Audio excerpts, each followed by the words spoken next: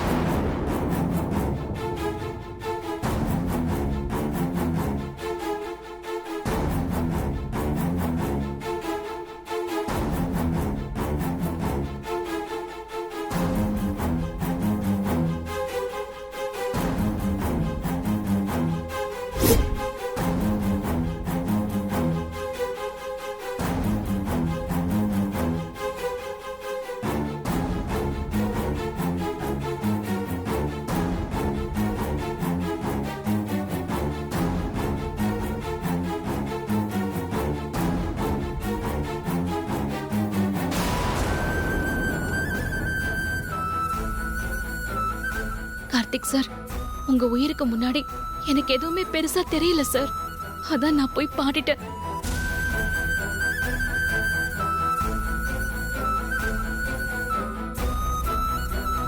ஆனா இப்ப நீங்க மொத்தமா இடிஞ்சு உட்கார்ந்துருக்கிறதையும் என்னால பார்க்க முடியலையே. உங்க வைஃபாவும் உங்ககிட்ட என்னால உண்மையா இருக்க முடியல. இப்ப பல்லவியாவும் நான் உங்க நம்பிக்கையை சிதைச்சிட்டு நிக்கிறேனே சார்.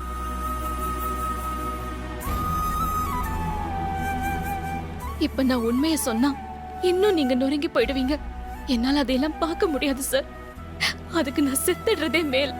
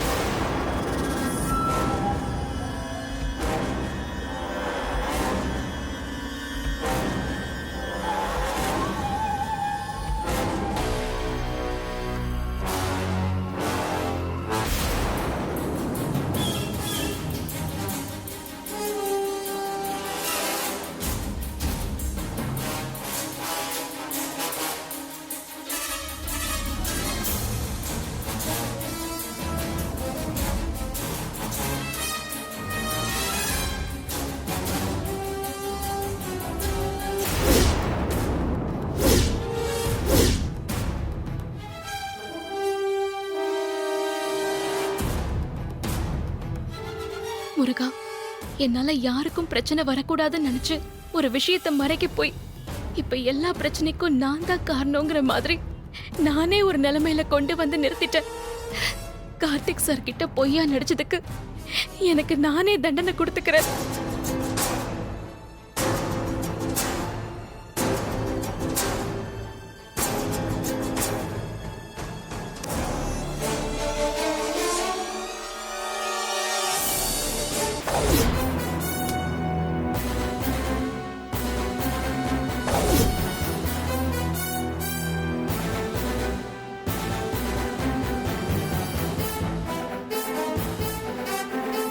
கீழே இறங்கு.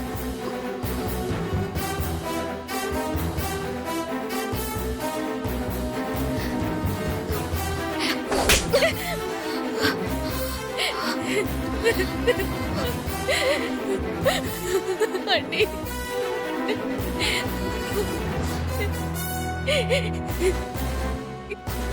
என்ன ஆச்சு இப்படி ஒரு முடிவு எடுத்த நீ? உன்னதான் தீபா கேக்குற, என்ன நடந்துச்சு? அண்ணி, ரூபஸ்ரீக்கு நான் பாடுறேன்னு சத்தியம் பண்ணி கொடுத்திருக்கவே கூடாது அண்ணி. அவங்க ஒவ்வொரு வாட்டியும் என்ன மிரட்டியோ இல்ல ஏதாவது சமாதானம் சொல்லியோ அவங்க இழுத்த இழுப்புக்கெல்லாம் என்ன ஓட வச்சதுனால ஆரம்பிச்ச பிரச்சனை இன்னைக்கு பூதாகரமா மாறி எனக்கு எதிரா நிக்குது அண்ணி. பல்லவியா நடிக்க சொன்னாங்கல்ல, அதுதான் அண்ணி இன்னைக்கு கார்த்திக் சருக்கு நான் நம்பிக்கை துரோகம் பண்ற மாதிரி ஒரு நிலைமையில கொண்டு வந்து நிறுத்திருச்சு. சிதம்பரம்னு ஒரு ஆளு கார்த்திக் சார் கிட்ட போட்டி போட்டு தோத்தார்ல, அந்த ஆளு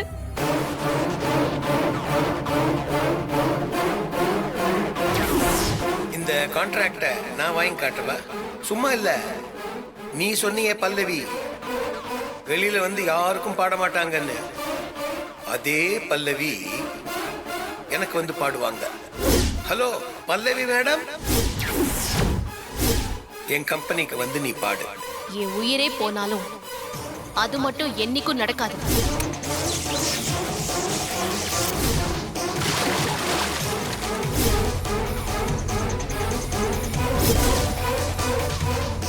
வேண்டாம், அவரை எதுவும் பண்ணிடாதீங்க. அப்ப நம்ம ஸ்டுடியோக்கு வந்து பாடுறியாமா?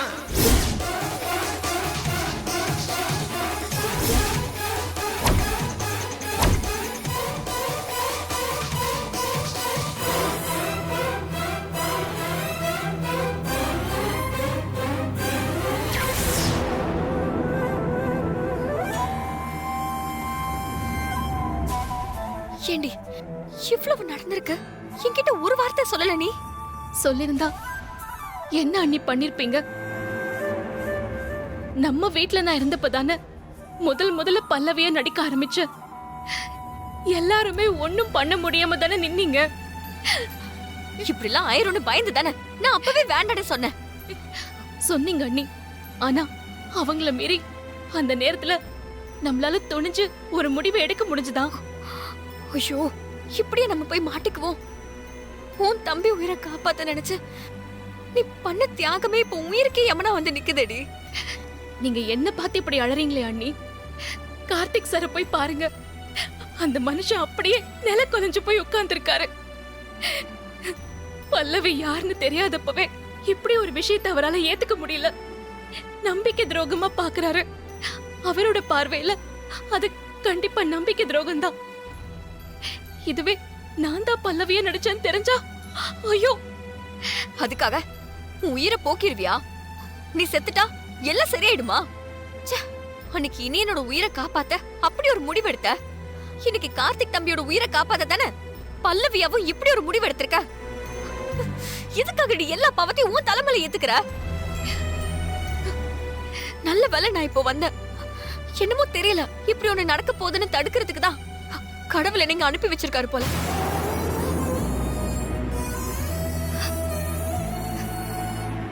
நம்ம பக்கத்து வீட்டு கமலாக்கா இருக்காங்கல்ல, அவங்க பையன் ரஞ்சித்துக்கு பொண்ணு பார்க்க ஊர்ல இருந்து நாங்க 4-5 பேர் இங்க வந்தோம். வந்ததும் வந்துட்டோமே, அப்படியே உன்னையும் பார்த்துட்டு போலாம் நீங்க வந்த. நான் வரதா சொல்லாம வந்து உனக்கு சர்ப்ரைஸ் பண்ணலன்னு ஆசையா வந்தா, நீ எங்களுக்கு ஷாக் கொடுக்கிற மாதிரி இப்படி ஒரு வேலையை பண்ணிட்டு நிக்கிற. இப்ப சொல்லுடி, நீ தப்பு செஞ்சன்னு கடவுள் நினைச்சிருந்தா இப்படி சரியான நேரத்துல என்னை கொண்டு வந்து நிறுத்துவாரா?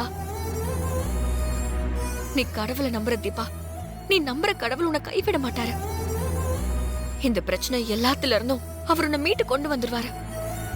நீ மனசை விட்டுறாம தைரியமா இரு. கார்த்திக் தம்பி கூட நீ சந்தோஷமா வாழணும். கார்த்திக் தம்பிக்கு நம்ம எல்லாத்தையுமே புரிய வச்சிடலாம். அவர் புரிஞ்சுக்குவாரு தீபா. அண்ணே,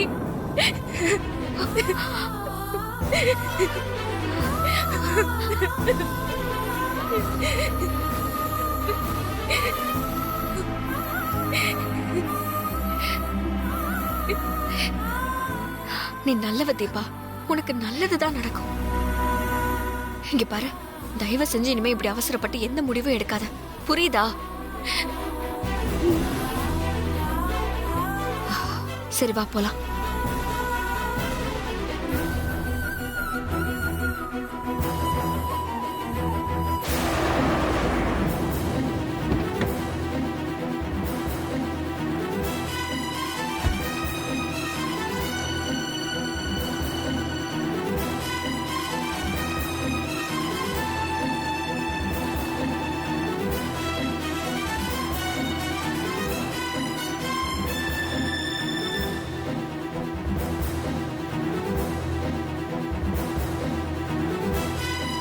ஏங்க, வாக்கிங் முடிச்சிட்டு கொஞ்சம் சீக்கிரமா வந்துருங்க, கோயிலுக்கு போனோம்ல. ஞாபகம் இருக்கு நாச்சியா, அதெல்லாம் கரெக்டா வந்துருவேன். ஆ சரி. கார்த்தி, கார்த்தி எப்பப்பா வந்த? இப்பதாம்மா வந்தேன். என்ன கார்த்தி இவ்வளவு சீக்கிரமா வந்துட்ட? ஆடியோ கம்பெனி வேலையை முடிச்சுட்டு அப்படியே ஃபேக்டரிக்கும் போயிட்டு வருவேன்னு நினைச்சேன்.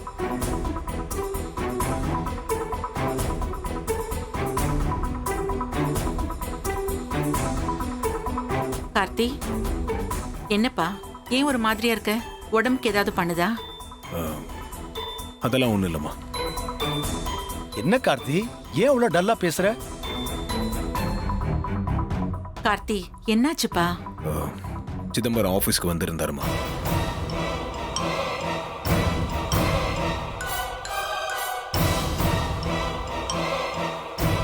ஆஹா, ஏதோ தரமான சம்பவம் போல இருக்கே. என்ன கார்த்தி, மும்பை கான்ட்ராக்ட்ல நீ சைன் பண்ண விஷயம் தெரிஞ்சு உங்ககிட்ட வந்து பிரச்சனை பண்ணாரா?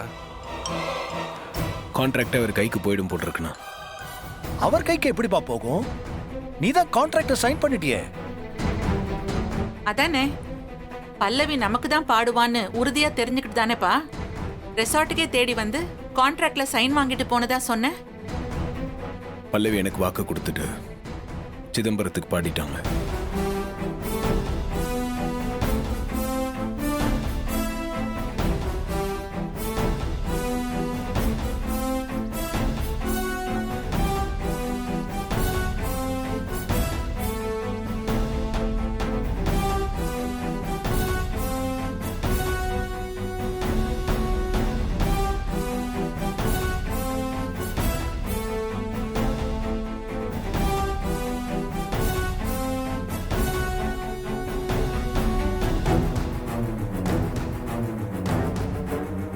என்னப்பா சொல்ற? பல்லவி அப்படி பண்ணா? என்னாலே நம்ப முடியலம்மா. ஆனா அவங்க பாடியிருக்காங்க, அதான் உண்மை.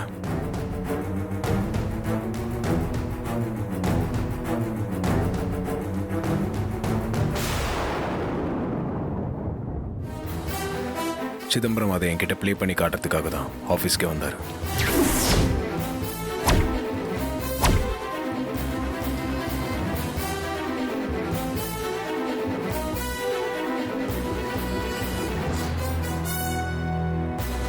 பல்லவி உனக்கு மட்டும்தான் பாடுவாங்களா? நான் தான் சொன்னேன்ல, இந்த உலகத்துல எல்லாத்துக்கும் ஒரு விலை இருக்குன்னு.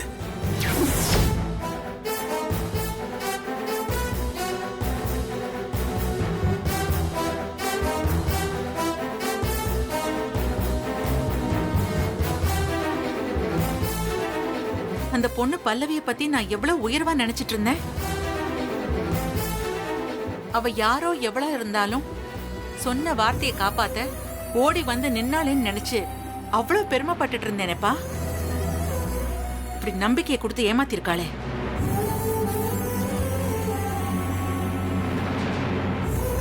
எல்லாருக்கும் ஒரு விலை இருக்குன்னு சிதம்பரம் சொன்னாரு.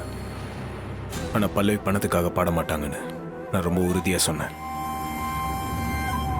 ஆனால் பல்லவியும் சராசரியான ஆள்னு நிரூபிச்சிட்டாங்க.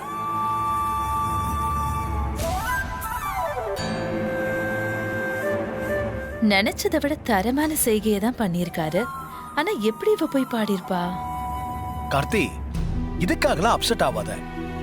பிசினஸ்னா அப்படிதான் இருக்கும். அந்த ஆள் சிதம்பரம் செகண்ட் டைம் உன்கிட்ட மோதுறான். மோத்துட்டா ரொம்ப அசிங்கமாயிடும். அதான் ஏதோ பெருசா பணத்தை கொடுத்து பல்லவிய பாட வச்சுட்டான் போல் இருக்கு.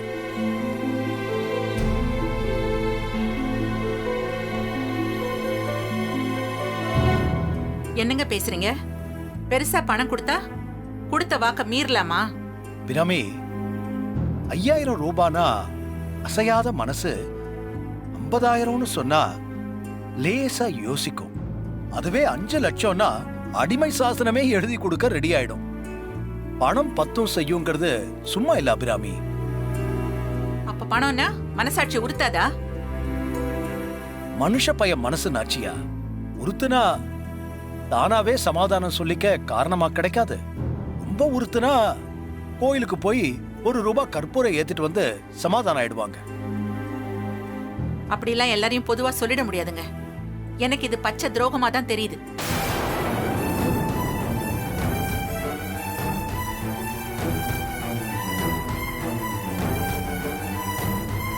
அஞ்சு லட்சம் நமக்கு சின்ன காசு அபிராமி.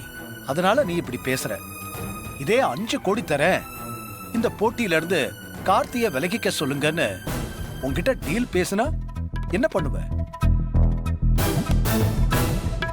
பாத்தியா, ஷாக் ஆய் நிக்கிற. பணம் யாரையும் அசைச்சு பாத்துரும், அதுதான் உண்மை. விதிவிலக்கு இருப்பாங்க, ஆனா பெரும்பான்மை இப்படிதான் இருப்பாங்க. அப்பா, முதல்ல அந்த கான்ட்ராக்டே அவ்வளோலாம் இல்லப்பா. நீங்க என்ன அதுக்குள்ளே கோடிக்கணக்கில் சொல்லி ஷாக் கொடுக்குறீங்க? இது கான்ட்ராக்டுக்கான வேலை நான் நினைக்கிறேன். இது சிதம்பரத்தோட ஈகோக்கான வேலை.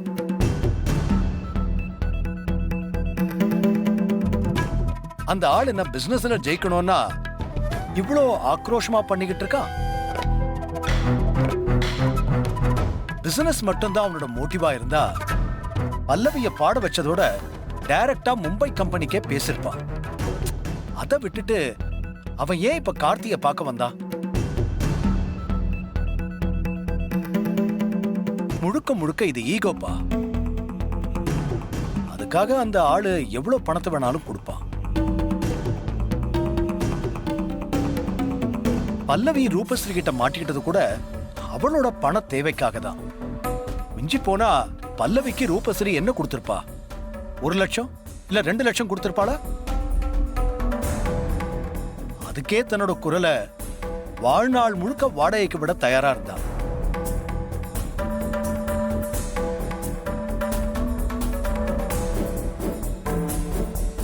இப்போ சிதம்பரம் மாதிரி ஒரு பெரிய ஆள் டீல் பேசுறான்னா கண்டிப்பா ஒரு பெரிய அமௌண்ட் தான் கொடுத்திருப்பான். கஷ்டப்படுற பொண்ணு மனசு தடுமாறி இருக்கும்.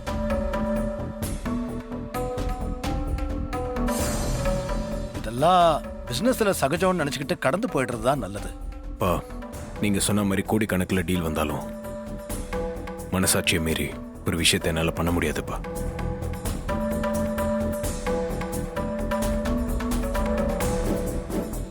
எனக்கு அப்படி ஒரு துரோகத்தை பண்றவங்களையும் என்னால எந்த ரீசனுக்காகவும் ஏத்துக்க முடியாது.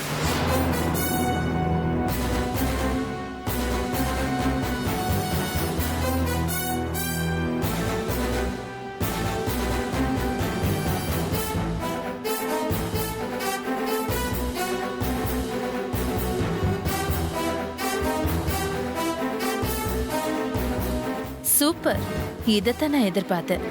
முதல்ல சிதம்பரம் சாரை பார்த்து என்ன நடந்துச்சுன்னு தெரிஞ்சுக்கிட்டு வந்து நம்ம பங்குக்கு எரியிற நெருப்புல எண்ணெய் ஊத்துவோம். சரி, நீங்க எல்லாரும் போய் வேலையை பாருங்க.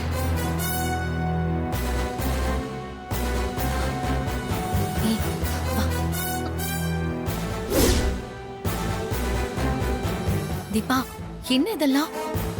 நீ பாடுனேன்னு சொல்றாங்க.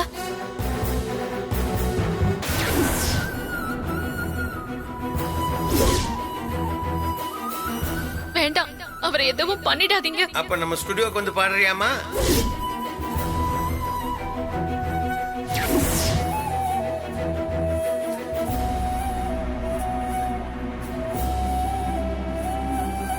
பாத்தியா, நீ கார்த்தியோட உயிரை காப்பாத்த இப்படி ஒரு விஷயத்த பண்ணிருக்க. ஆனா பணத்துக்காக போய் பாடினத பேசிக்கிறாங்க. கார்த்தியும் அதை நம்பிட்டு போறாரு.